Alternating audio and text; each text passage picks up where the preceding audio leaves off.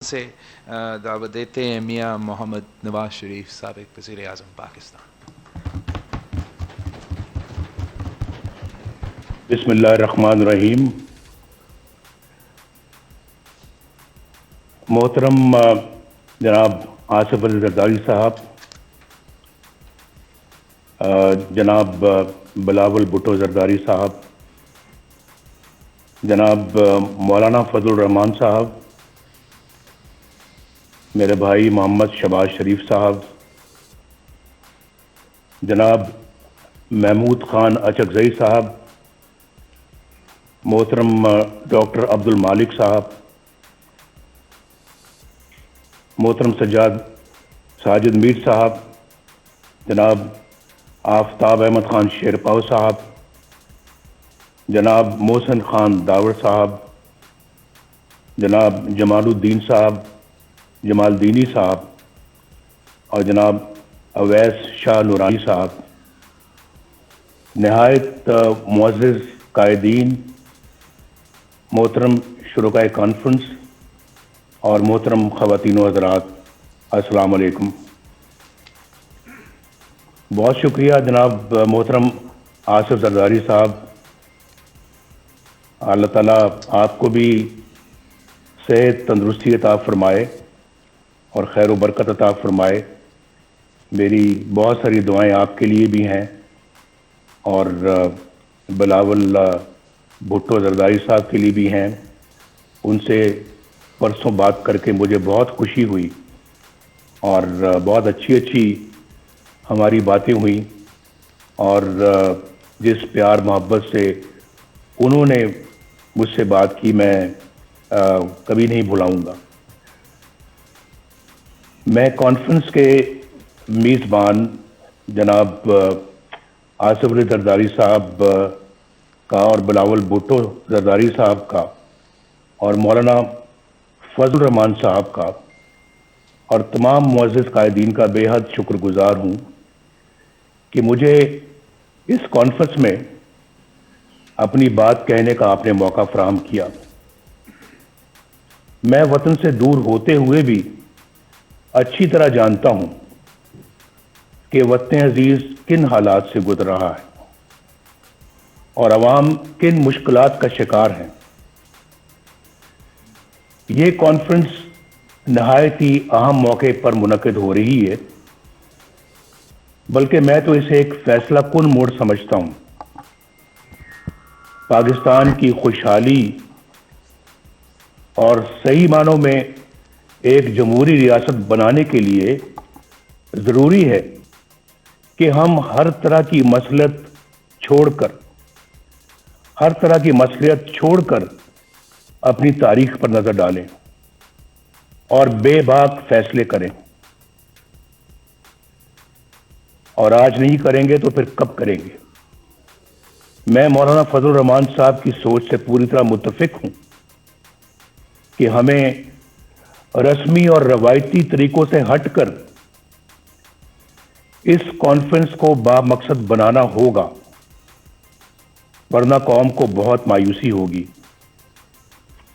اور جو ابھی ٹرینڈ جناب آصف علی زرداری صاحب نے سیٹ کیا ہے اسی کو آگے لے کے چلنا ہے۔ آپ سب جانتے ہیں کہ 73 برس سے پاکستان کو کن مسائل کا سامنا ہے۔ ان مسائل کی بنیادی وجہ صرف اور صرف ایک ہے، اور میں اپنے تجربے سے بول رہا ہوں۔ میرا بھی تجربہ الحمدللہ پاکستان کی پالیٹکس میں اور پاکستان کی خدمت میں کافی زیادہ ہے، اور میں یہ سمجھتا ہوں کہ پاکستان کو جو میں وجہ بتانا چاہ رہا ہوں وہ یہ ہے کہ پاکستان کو جمہوری نظام سے مسلسل محروم رکھا گیا ہے۔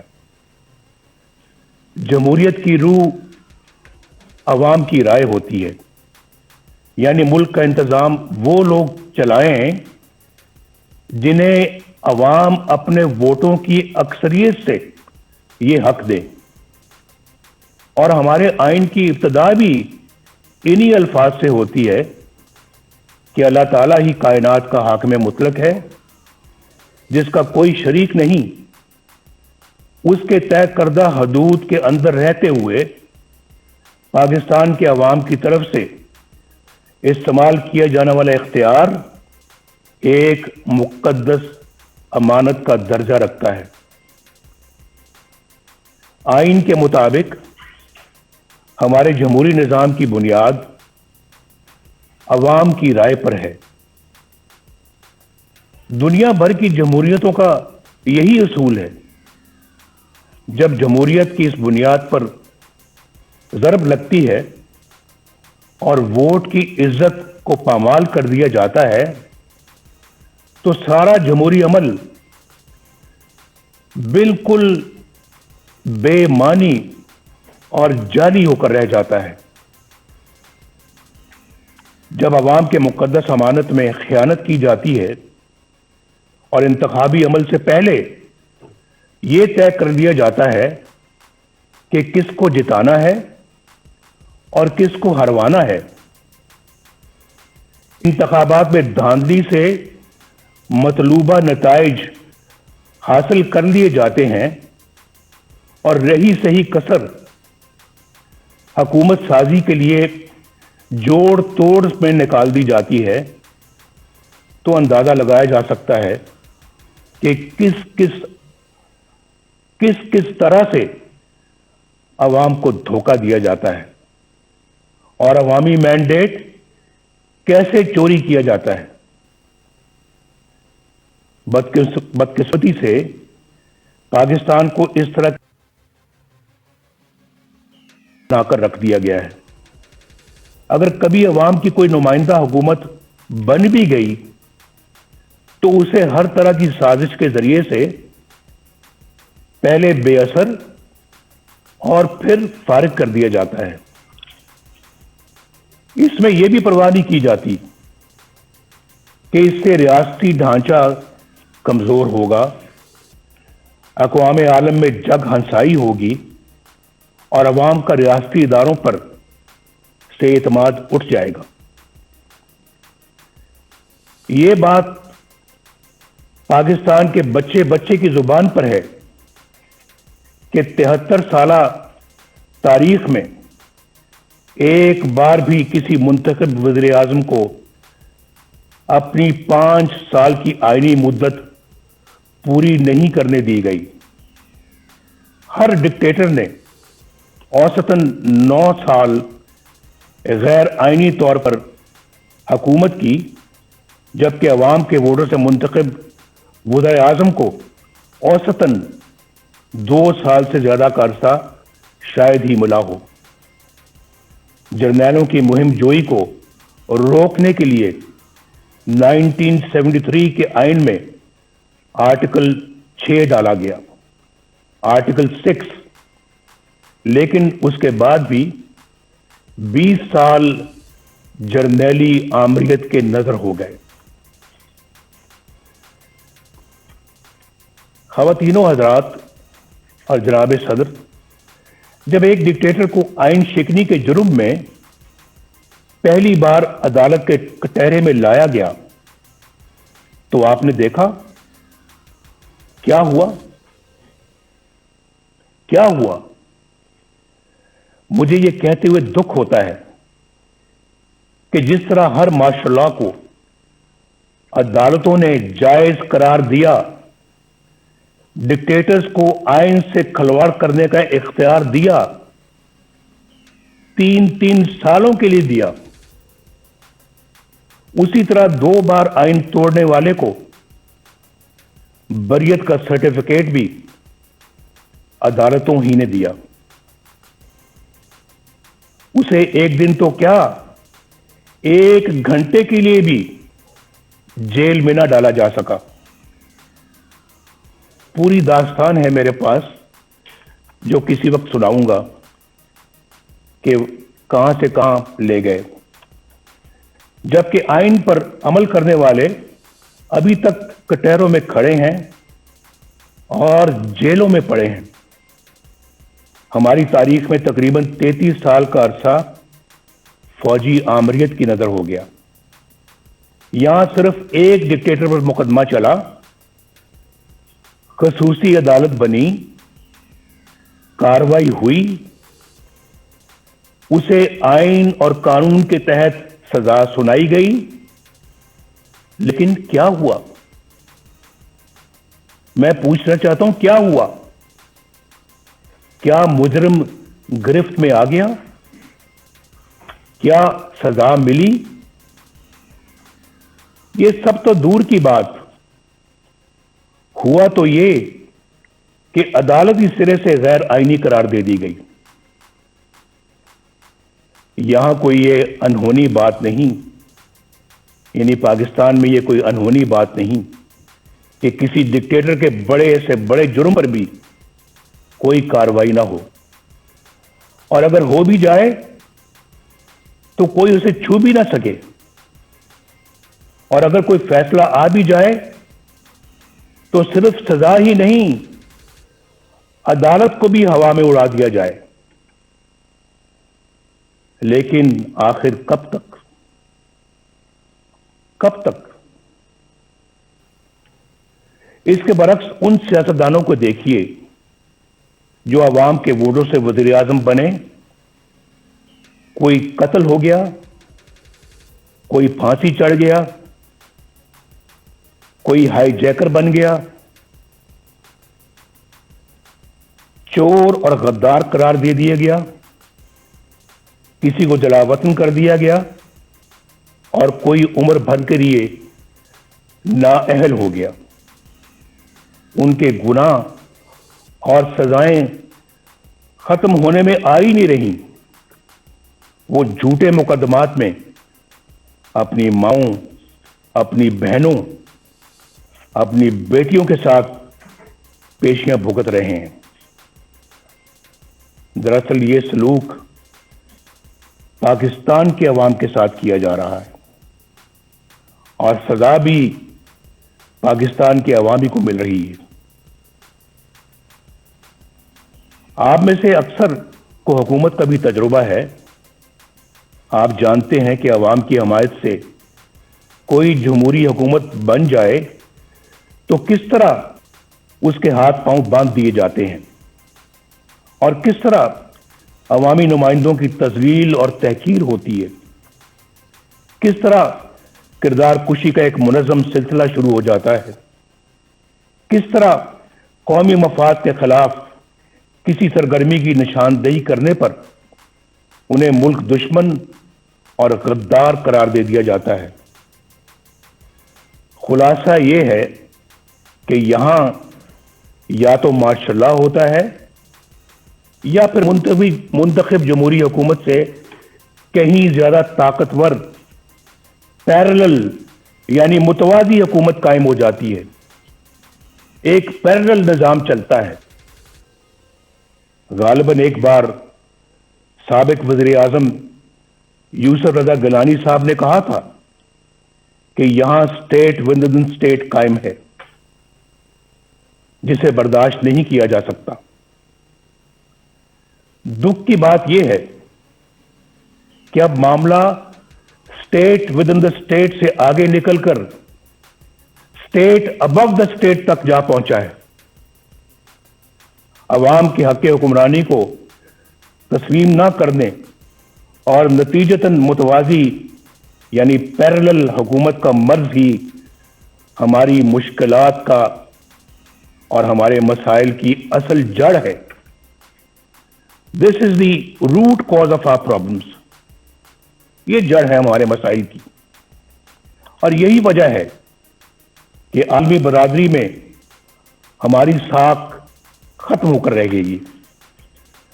2018 کے انتخابات کے بعد متعدد ملکی اور غیر ملکی اداروں کی طرف سے انتخابی عمل کی شفافیت پر سوالات اٹھائے گئے۔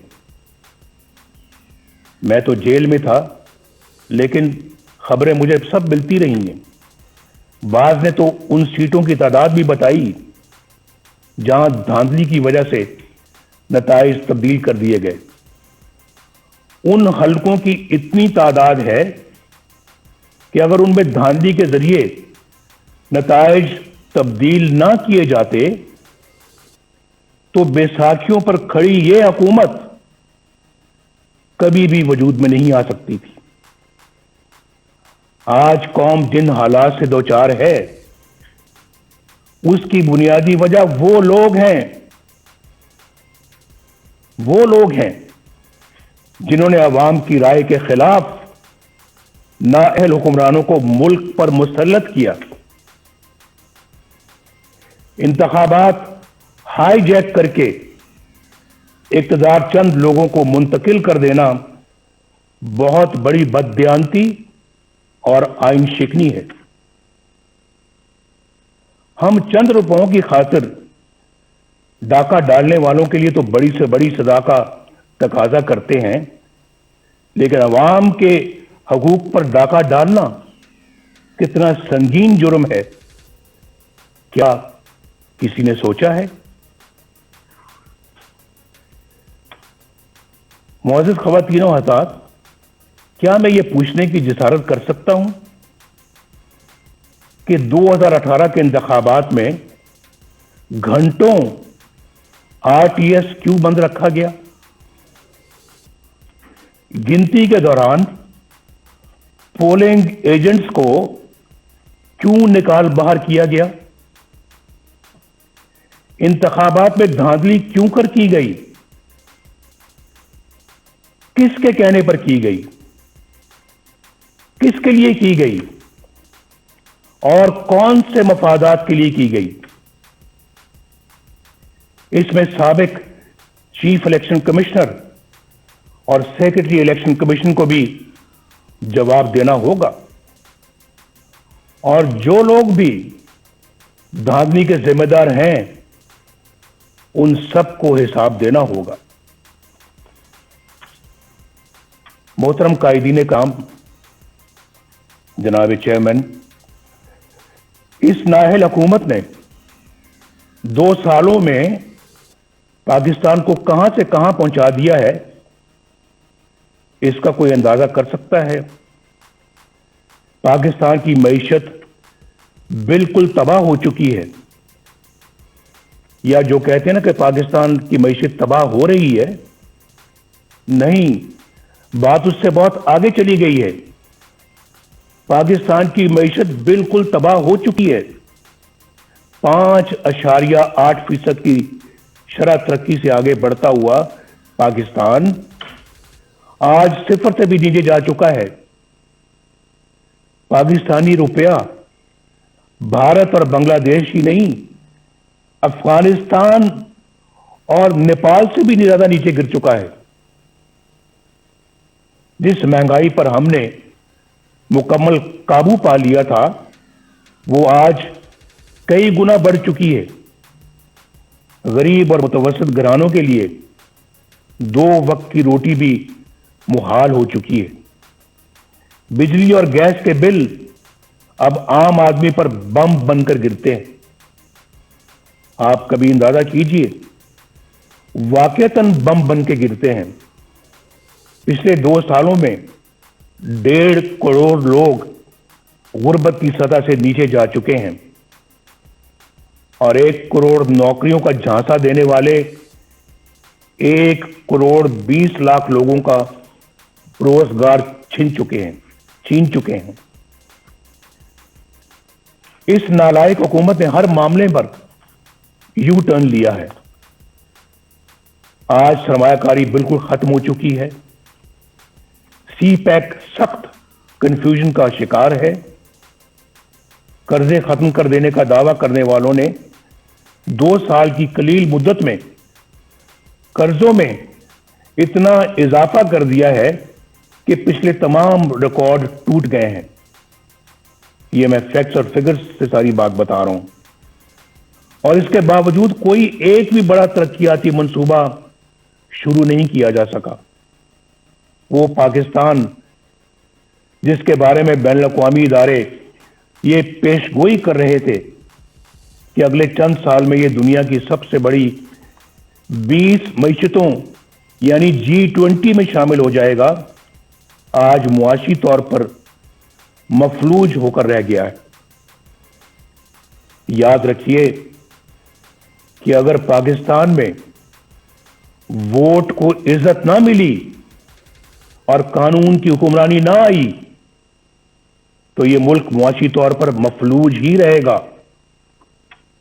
اور میں کھلے الفاظ میں یہ واضح کر دینا چاہتا ہوں کہ ایسے ممالک اپنے دفاع کے قابل بھی نہیں رہتے، خاص طور پر اس وقت جب آپ کے دشمن آپ کی کمزوریوں کا فائدہ اٹھا رہے ہوں. خواتین و حضرات، ملک بدامنی، افراتفری اور جرائم کا گڑھ بن چکا ہے. آئے دن ایسی پریشان کن خبریں آتی رہتی ہیں جن سے عوام کو امن و امان سے متعلق درپیش پریشانیوں کا اندازہ بخوبی لگایا جا سکتا ہے. شیخوپورہ سیالکوٹ روڈ پر قوم کی ایک بیٹی کے ساتھ پیش آنے والا واقعہ دل دہلا دیتا ہے. اس آنے کے بعد مزید تکلیف کا باعث اس سنگ دل پولیس افسر کا ہے جو بنیادی انسانی اقدار سے بھی محروم ہے. اس کا بڑا المیہ یہ ہے کہ حکومت کی تمام تر ہمدردیاں قوم کی بیٹی کے بجائے اپنے چہیتے پولیس افسر کے ساتھ ہے. جناب چیئرمین، پاکستان آبادی کے لحاظ سے دنیا کا چھٹا بڑا ملک ہے، جغرافیائی اعتبار سے بھی انتہائی اہم ہے. پاکستان کی خارجہ پالیسی بنانے کا اختیار عوامی نمائندوں کے پاس ہونا چاہیے. ہماری خارجہ پالیسی عوامی امنگوں اور ملکی مفادات سے ہرگز متصادم نہیں ہونی چاہیے. خربوں روپے کے نقصان اور ہزاروں جانیں قربان کرنے کے باوجود ہم کبھی فیٹف اور کبھی کسی اور کٹہرے میں کھڑے شرمناک صفائیاں پیش کر رہے ہوتے ہیں. جب کشمیر کا نام زبان پر آتا ہے تو 73 سال سے دی جانے والی قربانیاں آنکھوں کے سامنے آ جاتی ہیں. کشمیری عوام پر مظالم کا سلسلہ تو کئی سالوں سے جاری ہے، مگر کشمیر کو ہڑپ کرنے کا حوصلہ آج تک کسی کا نہیں ہوا. اب بھارت نے ایک غیر نمائندہ اور غیر مقبول اور کٹ پتلی پاکستانی حکومت دیکھ کر کشمیر کو اپنا حصہ بنا لیا ہے، اور ہم احتجاج بھی نہ کر سکے. دنیا تو کیا اپنے دوستوں کی حمایت بھی نہ حاصل کر سکے. آخر ایسا کیوں ہے؟ کیوں ہوا ایسے؟ کیوں ہم عالمی تنہائی کا شکار ہو گئے؟ کیوں آج ہماری بات دنیا سننے کے لیے تیار نہیں ہے؟ کیوں ہمارے درینہ اور شانہ بشانہ کھڑے ہونے والے ساتھی ممالک کیوں ہم سے دور ہو گئے؟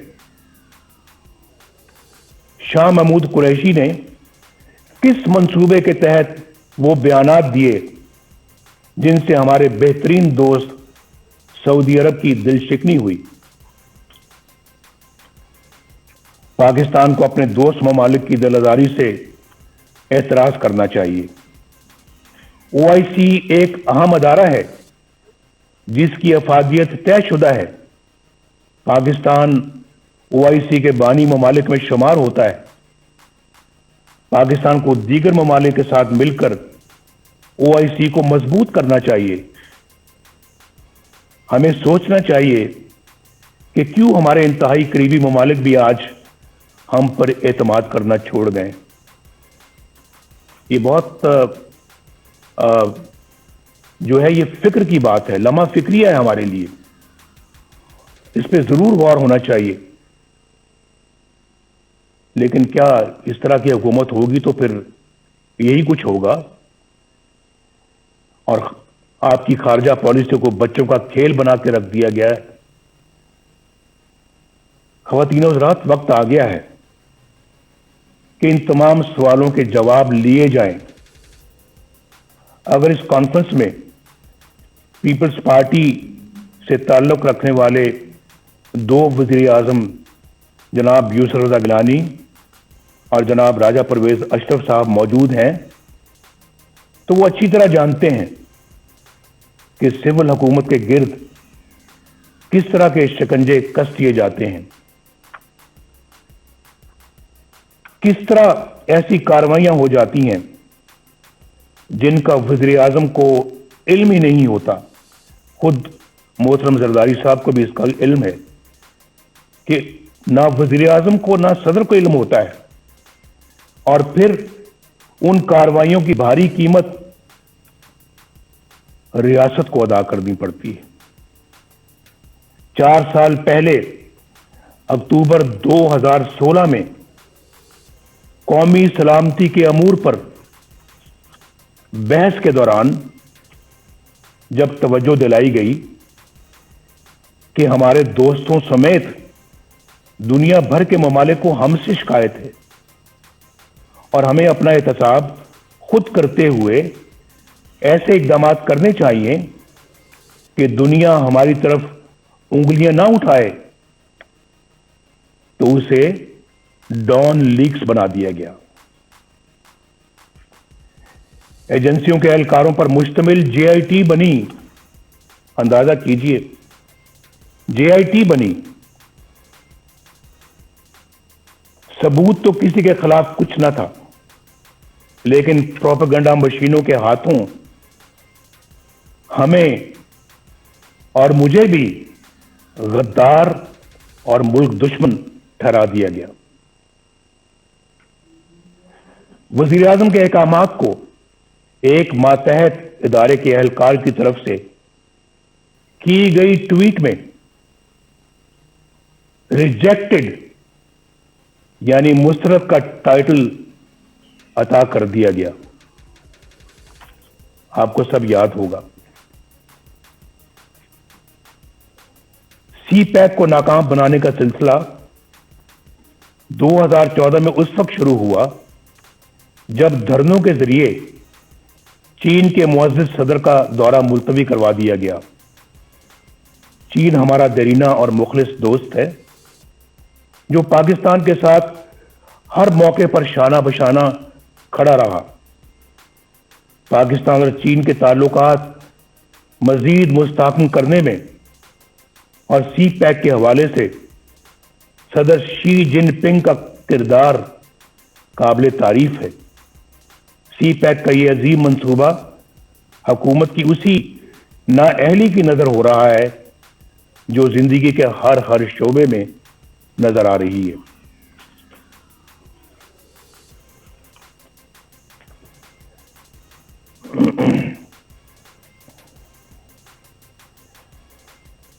اگر میں یہ کہوں تو بے جانا ہوگا کہ سی پیک کے ساتھ پشاور کی بی آر ٹی جیسا سلوک ہو رہا ہے، جہاں کئی سال بیت گئے، منصوبے سے کئی گنا زیادہ رقم غرق ہو چکی، مگر نتیجہ آج بھی نظروں سے اوجھل ہے۔ آئے دن کبھی دوران سفر بسوں میں آگ لگ جاتی ہے تو کبھی بارش ناقص تعمیر کا پول کھول کر رکھ دیتی ہے۔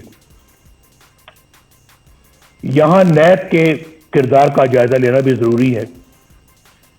سچی بات تو یہ ہے کہ ایک ڈکٹیٹر کے بنائے ہوئے اس ادارے کو برقرار رکھنا ہماری غلطی تھی، لیکن یہ بھی سچ ہے کہ ہم نے کبھی نہیں سوچا تھا کہ یہ ادارہ اس حد تک گر سکتا ہے۔ یہ ادارہ نہیں بلکہ اندھے حکومتی انتقام کا اعلی کار بن چکا ہے۔ اس کے کئی سینئر اہلکاروں کے گھناؤنے کردار فاش ہو چکے ہیں۔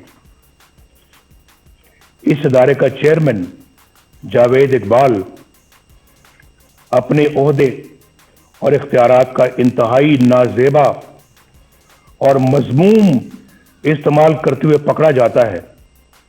मगर ना तो कोई इंक्वायरी होती है, ना एक्शन लिया जाता है, और ना ही शफाफियत के दावेदार इमरान खान पर कोई जूं रीतती है। उसके बावजूद ये शख्स डिटाई से अपने ओहदे पर विराजमान इंतकाम के एजेंडे पर धड़ल्ले से अमल करता है। लेकिन बहुत जल्द इंशाअल्लाह इन सब का यौम हिसाब आएगा इंशाअल्लाह। बैनुल अक़वामी इदारे और हमारी आला अदालतें नैब के मनफी किरदार पर बड़ी वाज़ेह राय दे चुकी हैं।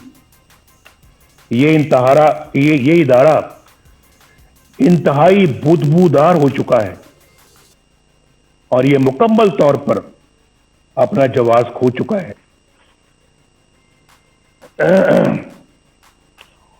ऑपोजिशन के लोग इसका निशाना बने हुए हैं, जो अपने घर की खवातीन के साथ नैब के दफ्तरों, अदालतों और जेलों में रुल रहे हैं। जो नैब से बचता है उसे एफआईए के सुपुर्द कर दिया जाता है। जो एफआईए से बचे वो एंटी नारकोटिक्स के हत्थे हाथे चढ़ जाता है, और जो वहां से बच जाए उसे किसी भी झूठे मुकदमे में पकड़ लिया जाता है। 2018 में सेनेट के इंतखाबात से कुछ अरसा पहले खवातीनों हज़रात एक मज़मूम साजिश की गई। मैं आपकी तवज्जो मबजूल करा रहा हूं। उस मज़मूम साजिश के जरिए बलोचिस्तान की सूबाई हुकूमत गिरा दी गई। उसका मकसद क्या था मालूम है आपको? उसका असल मकसद सेनेट के इंतखाबात में सामने आया। उस साजिश के किरदारों में लेफ्टिनेंट जनरल आसिम सलीम बाजवा, जो उस वक्त वहां के कोर कमांडर थे, सदर्न कमांड के कमांडर थे, उनका नाम भी आता है। ये वही जनरल आसिम सलीम बाजवा हैं जिनके खानदान की बेपनाह दौलत और दुनिया भर में फैले हुए असासों की तफसीलात पूरी कौम के सामने आ चुकी हैं। उन हकाइक को ना सिर्फ छुपाया गया बल्कि मुबैना तौर पर एससीसीपी के सरकारी रिकॉर्ड में रद्दो-बदल भी की गई। 15-20 साल के अरसे में अरबों रुपए के ये सासे कहां से बन गए, ये पूछने की किसी की मजाल नहीं। मीडिया पर खामोशी छा गई। ना नैब हरकत में आई,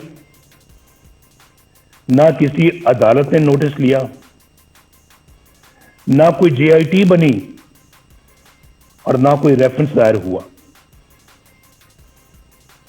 ना कोई मॉनिटरिंग जज बैठा, ना कोई पेशी हुई, ना कोई सजा। अंदाजा लगाइए बाप, एहतसाब का नारा लगाने और एनआरओ ना देने के बड़े बड़े दावे करने वाला इमरान खान, उन्होंने भी इस एहसासों के जराए पूछने की जरूरत तक न की, बल्कि एक पल में उन्हें ईमानदारी का सर्टिफिकेट जारी कर दिया गया। ये सारा कुछ आपके सामने हुआ है। मीडिया पर पहली बार इस स्कैंडल का जिक्र उस वक्त हुआ जब जनरल आसिम सलीम बाजवा तरदीद के लिए खुद टीवी पर आए। इस हुकूमत के 2 सालों में यह कोई पहला माली बदनवानी का स्कैंडल नहीं। यहां कई इंतहाई संगीन स्कैंडल सामने आ चुके हैं जिनका नुकसान बराह रास्त गरीब आवाम को पहुंचा। हुकूमत में बैठे लोग बाकायदा प्लानिंग से आटे, چینی اور دوائیوں کی قیمتیں آسمان پر لے گئے. یاد ہے نا آپ کو جب ہم چھوڑ کر گئے تھے چینی 50 روپے کلو تھی, آج کتنی ہے؟ آج کہتے ہیں 100 روپے تک جا پہنچی ہے. اور آٹے کی قیمتیں بھی دیکھ لیں آپ, دوائیوں کی قیمتیں آسمان تک پہنچ گئی ہیں. عوام کے کھربوں روپے لوٹ لیے گئے. ملک کا حکمران اگرچہ دن رات کرپشن مافیاز اور این آر او کا ڈنڈورا پیٹتا ہے, لیکن چینی کی قیمت بڑھانے میں خود اس کی ذات ملوث ہے. کیا نیب اسے تحقیقات کے لیے گرفتار نہیں کرے گا؟ کیا اس پر کوئی ریفرنس دائر نہیں ہوگا؟ علیمہ خان صاحبہ جو کوئی جدی پشتی رئیس نہیں, بس خیراتی اداروں کی فنڈ ریزنگ کرتی رہتی ہیں, ان کے بیرون ملک اثاثوں کے ذرائع کی نیب کبھی کوئی چھان بین نہیں کرے گا؟ بنی گالہ میں عمران خان کے ذاتی گھر, اس کی غیر قانونی تعمیر کی فائل کیا یوں ہی بند رہے گی؟ فارن فنڈنگ کیس جس میں بے شمار مالی بے ضابطگیاں ہیں اور کرپشن ہے, جن کی گواہی خود پی ٹی آئی کے رہنما دے رہے ہیں. اتنے سال گزر جانے کے باوجود کیا الیکشن کمیشن ان پر کوئی فیصلہ نہیں کرے گی؟ یہ بڑے ایسے جاندار سوالات ہیں جن کا آج تک کوئی جواب سامنے نہیں آیا. ہم کب تک انتظار کریں گے؟ کیا ان تمام لوگوں پر کوئی فوجداری مقدمہ قائم نہیں ہوگا؟ کیا بنی گالہ میں زمین کی خرید کی منی ٹریل پر کوئی جے آئی ٹی نہیں بنے گی کہ یہ اتنی بڑی جائیداد کہاں سے بنی اور کیسے بنی؟ اس میں بہت کرپشن اور شکوک و شبہات ہیں. کل اسمبلی اراکین کے ٹیکس کوشواروں کی تفصیل سامنے آئی. عمران خان نے اربوں روپے کی جائیداد رکھتے ہوئے بھی 2,83,000 روپے کا ٹیکس دیا ہے. سوال یہ ہے کہ جب آمدنی اتنی قلیل ہے, اتنی کم ہے, تو آپ کے لاہور زمان پاک کے گھر پر خرچ ہونے والے کروڑوں روپے کہاں سے آئے؟ یہ بتانا ہوگا. کیا نیب ان آمدن سے زیادہ اثاثوں پر کوئی ایکشن نہیں لے گا؟ احتساب کے اداروں کو اپوزیشن کے سوا کسی کے احساس سے نظر نہیں آتے, اور نہ ہی کسی کی آمدنی کے ذرائع. ریاست مدینہ تو بہت بلند و برتر مثال ہے. قانون و انصاف کا ادنا سا معیار رکھنے والی ریاست میں بھی ایسا نہیں ہوتا. کیا کچھ لوگ اس دورے معیار کی وجہ سے کسی جرم کے بغیر سزائیں پاتے رہیں گے, اور کچھ لوگ سب کچھ کر کے بھی بے گناہی اور معصومیت کے سرٹیفکیٹ حاصل کرتے رہیں گے؟ قوم کب تک دیکھنے اور جاننے کے باوجود خاموشی سے یہ سب کچھ سہتی رہے گی؟ کیا ہم ایسا پاکستان اپنی آنے والی نسلوں کے لیے چھوڑنا چاہتے ہیں؟ فیصلہ کر لیں آج. کیا ہم ایسا پاکستان اپنی آنے والی نسلوں کے لیے چھوڑنا چاہتے ہیں؟ میں تو کہوں گا نہیں, ہرگز نہیں, کبھی بھی نہیں, کبھی بھی نہیں. مجھے ایک بڑا پرانا ایک شعر یاد آ رہا ہے. دل بغض و حسد سے رنجور نہ کر, یہ نور خدا ہے اسے بے نور نہ کر. نا اہل و کمینہ کی خوشامد سے اگر جنت بھی ملے تجھ کو تو منظور نہ کر. میں تو ان خیالات کا حامی ہوں, اس نظریے کا حامی ہوں. خواتین و حضرات, میڈیا کو ریاست کا چوتھا ستون کہا جاتا ہے. اظہار کی آزادی بنیادی انسانی حقوق میں سے ایک ہے. افسوس کہ دیگر حقوق کی طرح پاکستانی عوام سے یہ حق بھی چھین لیا گیا.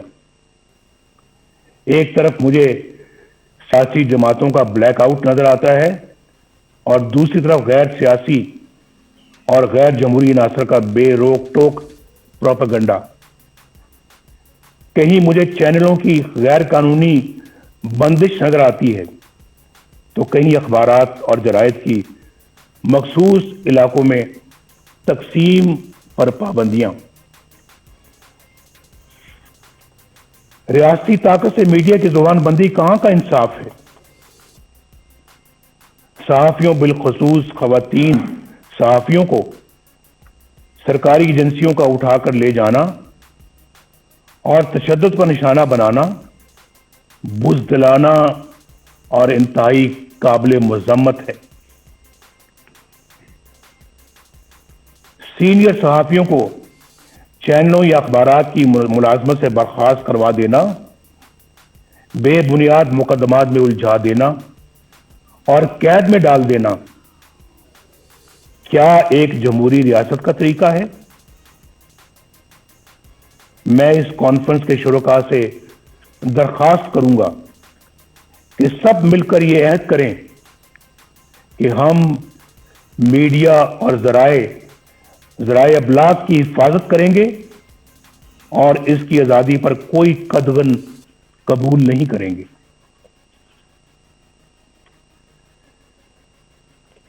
خواتین و حضرات, محترم چیئرمین بلاول بھٹو صاحب, جمہوریت کو کمزور کرنے اور اپنا مخصوص ایجنڈا نافذ کرنے کے لیے تقسیم کرو یعنی ڈیوائیڈ اینڈ رول یعنی لڑاؤ اور حکومت کرو کی پالیسی معمول بن چکی ہے. کچھ عرصہ پہلے تک یہ تقسیم سیاستدانوں تک محدود تھی جنہیں مخصوص حلقوں کی طرف سے بلایا, ڈرایا اور دھمکایا جاتا تھا. یہ طریقہ سیاسی جماعتیں توڑنے اور فارورڈ بلاک بنانے یا پھر مرضی کی پارٹیاں بنانے کے لیے استعمال ہوتا رہا اور آج بھی ہوتا ہے. محکمہ زراعت کو تو آپ سمجھتے ہی ہیں. آج ہمیں یہ فیصلہ کرنا ہوگا کہ ہم ایک ہیں اور قومی مفاد کی خاطر تقسیم ہونے سے انکار کرتے ہیں. اگر ہم ایسا کرنے میں کامیاب ہو گئے تو پھر یہ کانفرنس کامیاب ہے. ایسا کرنے میں اگر ہم کامیاب ہو گئے تو یہ کانفرنس ہماری تاریخ کا بڑا سنگ میل بن سکتی ہے. اب ڈیوائیڈ اینڈ رول کا یہ ہتھیار وکلاء, دانشوروں, تاجروں, صنعت کاروں اور میڈیا کے لیے استعمال ہو رہا ہے, بلکہ اب اس کا ہدف عدلیہ بھی ہے. جو جج انصاف اور قانون کی راہ پر چلتا ہے اور دباؤ میں آنے سے انکار کرتا ہے, اسے عہدے سے ہٹانے کی سازشیں شروع ہو جاتی ہیں. جسٹس شوکت عزیز صدیقی اور جسٹس قاضی فائز عیسیٰ کی مثالیں ہمارے سامنے ہیں. یہ دونوں جج صاحبان دیانتداری, سچائی اور امانت داری کی شہرت کے حامل ہیں. آج تک کسی فورم نے یہ تحقیق ضروری نہیں سمجھی کہ جسٹس شوکت عزیز صدیقی نے جو کچھ حلفاً کہا انہیں حلف پر کہا، اس کا بھی تو جائزہ لیا جائے. بعض امیر ججوں کے ساتھ یہاں ایسا ہی سلوک کیا جاتا ہے. انفارچونیٹلی یہاں انصاف پسند اور امانت دار نہیں بلکہ ایسے منصف تلاش کیے جاتے ہیں جو ان کے ہر جائز اور ناجائز مطالبات تسلیم کریں. ان کے جبر و استبداد اور بلیک میلنگ کے آگے سرے تسلیم خم کریں، نظریہ ضرورت بنائیں اور پروان چڑھائیں.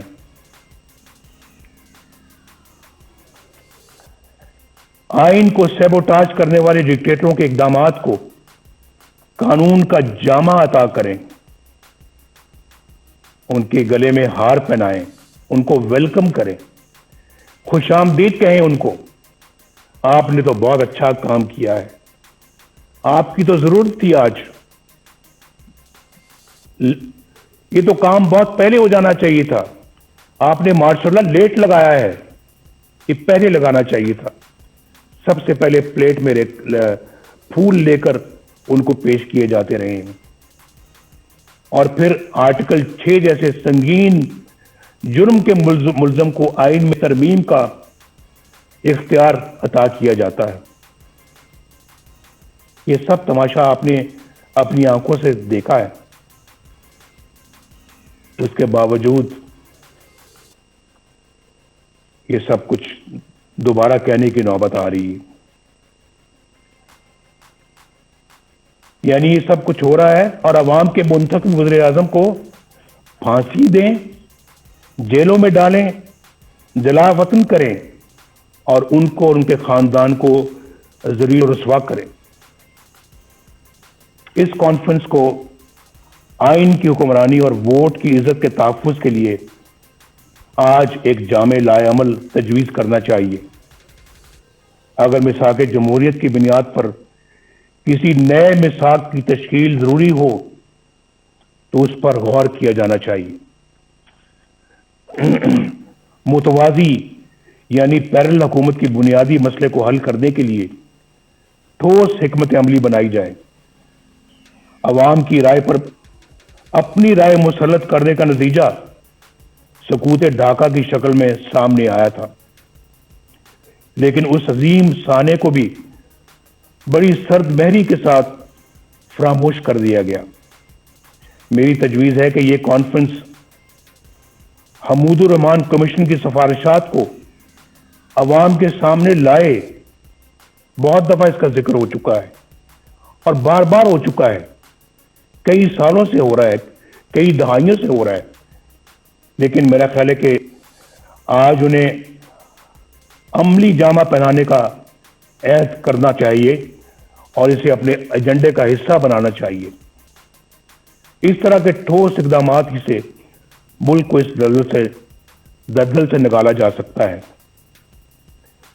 اس وقت ہماری اولین ترجیح اس غیر نمائندہ اور نااہل اور سلیکٹڈ حکومت اور اس سے کہیں زیادہ اہم اس نظام سے جس کا میں نے ذکر کیا ہے، اس سے نجات حاصل کرنا ہے.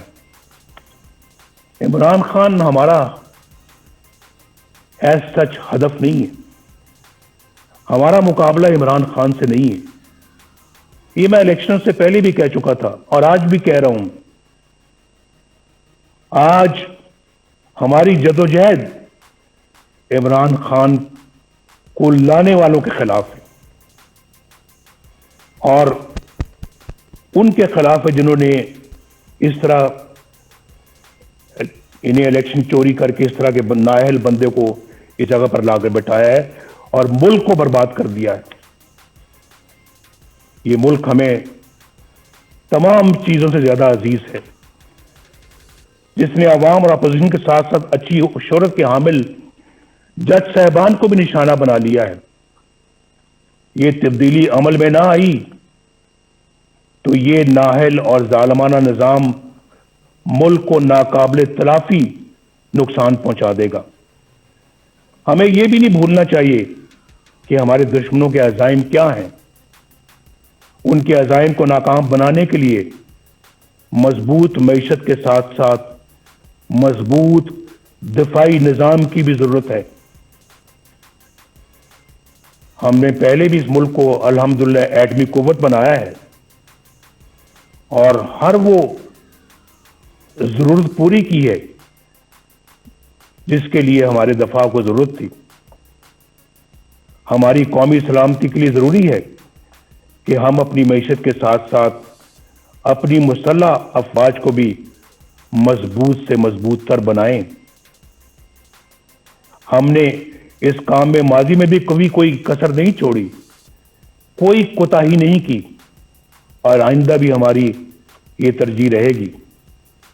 ہمارے دفاع کی مضبوطی اور قومی سلامتی کے لیے سب سے اہم یہ ہے کہ ہماری مسلح افواج آئین پاکستان اپنے دستوری حلف اور قائد اعظم کی تلقین کے مطابق خود کو سیاست سے دور رکھیں اور عوام کے حق حکمرانی میں مداخلت نہ کریں۔ کسی کے کہنے پہ پرائم منسٹر ہاؤس کے گیٹ پھلانگ کر پرائم منسٹر ہاؤس میں داخل ہو کر پرائم منسٹر کو گرفتار نہ کریں، بندوق کی نوک پر گرفتار نہ کریں۔ ایسا ان آنکھوں نے دیکھا ہے، اس کا مشاہدہ کیا ہے، وہ منظر میری آنکھوں کے سامنے رہتے ہیں اور بڑا دکھ ہوتا ہے کہ ہم نے اپنے ملک کو کیا بنا دیا ہے، ایک تماشا بنا دیا ہے، اپنی نظروں میں بھی اور دنیا کی نظروں میں بھی۔ جناب چیئرمین اور معزز خواتین و حضرات، آخر میں آپ کو یقین دلاتا ہوں کہ اے پی سی اتفاق رائے سے جو بھی حکمت عملی اور لائے عمل ترتیب دے گی، مسلم لیگ نون اس کا بھرپور ساتھ دے گی۔ شہباز شریف صاحب یہاں پر بیٹھے ہیں، ہماری پارٹی کے دیگر قائدین بیٹھے ہیں، انشاءاللہ ہم بھرپور ساتھ دیں گے اور ایک سیکنڈ کے لیے بھی پیچھے نہیں ہٹیں گے۔